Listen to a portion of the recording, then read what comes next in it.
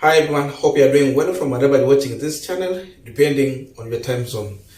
Now, yesterday we ended the day on a sad note after learning about the death of a former CS for Education, George Magoha. And many of you will agree with me that George Magoha was a well-accomplished, decorated civil servant who served this country diligently, with his mind, with his soul, with everything you could think about. His word was his bond. You could trust what he tells you because he will go ahead to make sure that he's implementing the same thing. A man who brought a lot of change in the education sector, a man who managed to restore the trust in education to deal with the issue of cheating. This was the only man who came out as a scholar who was very clear on what he's going to do. And in fact, during his vetting, he told the members of parliament who are vetting him that if they think that he's coming in because of the political affiliation or to represent any political party interest, then he was not ready for that job. The only man who said that, he was not ready for such kind of job. But again, if the appointment meant that he bring that needed change and serve this country in his capacity without being affiliated to any political party, serve with equality, then he was ready for that job. It was very clear. And it is very surprising that even William Ruto, after becoming the president, he never considered to retain someone like George Magoha, a person who was not affiliated to any political party, including even during the last campaign. Magoha never sided with anyone. He continued with his job. So it means from the time he said that he's going to work without going into politics, his word was his bond. He never changed. That is who he was up to the end. So if Ruto was a serious person who wanted to run a serious government, he could have considered someone like George Magoha to maintain him in his government. Because Magoha had no problem to work for Kenya. He could take that appointment because his focus was to bring that change that he had to our education sector. Another person Ruto could have considered to maintain, it was Fred Matiang'i. That's a person who could work, because once you give him a job, you will have his loyalty and he will work for you. But it's like he was going just to form a government of mediocrity, drama after drama, and that's what is happening as of now. So I wanted to listen to George Magoha in some of the previous clips, which still it is going to remain with us. We will keep on listening to these clips, and then at the end of the day, we will continue this conversation just in remember of this well-decorated career civil servant. I would like to believe, honorable members of parliament, that I have been nominated here because of what I can offer. If I was nominated here to represent the Jaluos, then I would ask you not to approve my appointment. Because when I take this appointment, I come from a region right. But if you want me to serve political interest, with all due respect and humility, I am the wrong person for that appointment. I would like to see Kenya as a nation. I would not like to be taken to a silo where you say, well, you represent Siaya. God forbid. I'm a full-blown Kenyan, and I am serving my commander-in-chief. So it happens that my commander-in-chief belongs to a party, and we thank God for it. He thought, and I am sure he was aware, that I don't belong to a political party. You will find that even the Jubilee hardcores will not deliver as much as I'm going to deliver. You can take that to the bank, because you will measure what I have given at the end of the process. I will deliver for the president as my commander-in-chief without fear or favor. And let me be judged at the end of it if I get to the job. If you are worried that I'm the type who will start listening to if I'm not listening to Jubilee politics, why do you think I will listen to the other one? I shall not listen to any politics at all, because I believe even the position I'm being given requires that we remain neutral and just work and produce results. On the basis of that, I accepted this appointment. And I had sent those feelings to the appointing authority. And he's aware. And I want to assure you that you will be shocked. There are people who are singing Jubilee all over the place.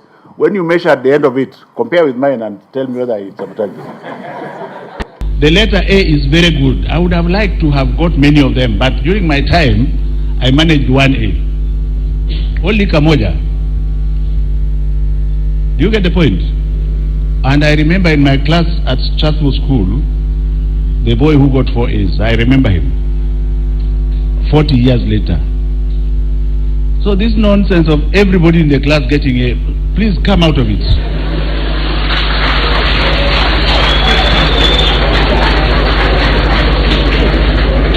Any teacher worth his or her salt should be able to tell the children that are going to get A's, and they are usually not very many. Then there are others who are intelligent, but the point I'm trying to make here is that you do not need an A to do anything in your life. If you think so, that you need an A to do anything in your life, then that is the second stupidity you have, and get it out of your system. Once you get over 50% on your own volition without being helped by anything in the subject that you require to do, you can do anything from engineering to medicine to architecture to law. Now we are going to continue with this Punchline discussion, but just a quick request for those who are watching and have not subscribed, please consider subscribing. To our channel subscribers, I must say thank you so much. And again, to all our viewers, please give this video a thumbs up. Thank you, and back to this discussion. Now, Professor George Magoha has died at age of 71 years. And the information we're having as of now is that he died of cardiac arrest. And when it comes to that, I understand what it means. A story for another day.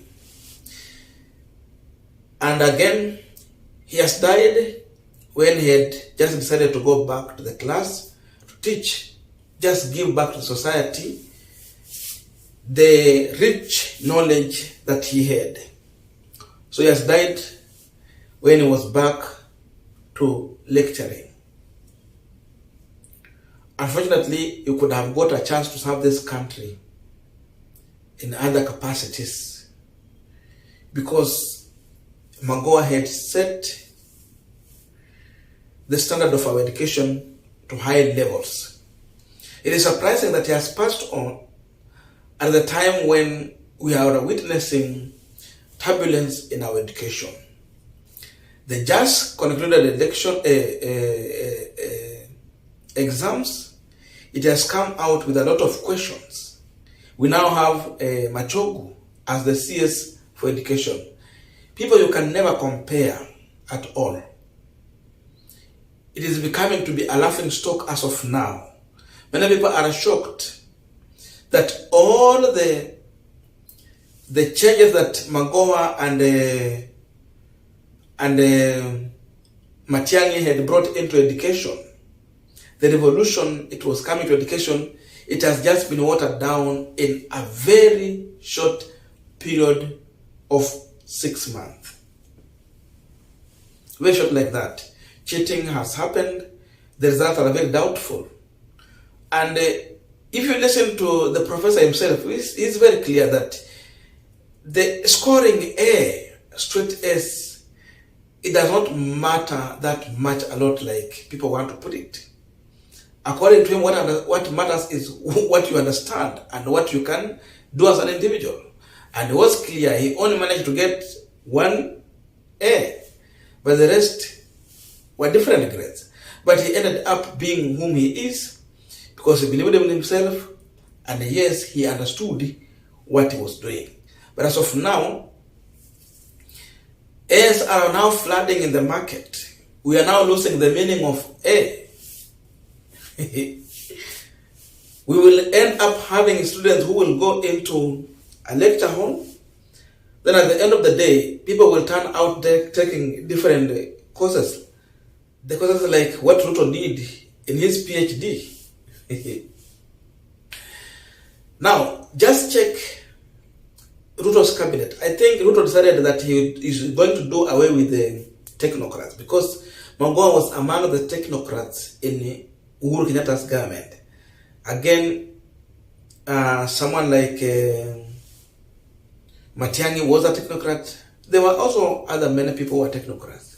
But Ruto decided that his cabinet is going to be full of politicians. The only technocrat in William Ruto's government cabinet, I think it is CS for Treasury, Njuguna Ndung'u. Njuguna Ndung'u served earlier as a governor for CBK, but then a man who has a lot of questionable character. The issue to do with the corruption is still following him. George Magoha is a man who served and has left the education sector without any iota of corruption. You cannot question his conduct to do with any kind of corruption. He managed to clean our education sector. Something that needed someone who will have a continuation of that. But it's very sad that things have just changed in a very short span of time. Now we are back to where we were. In fact, it's even getting more worse. So there are many things we can remember George Magoha about. There was no politics. He really related very well with the parents. He could look the parents in the eye and tell them the truth.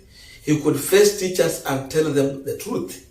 And again, he was a loyal person to the president when he was serving.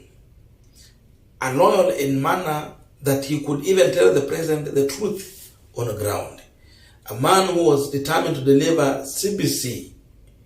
And as of now, it's like we are being taken back to 844, but in a kind of, they have designed it to look like it's not 844, but we are just getting back to the 844.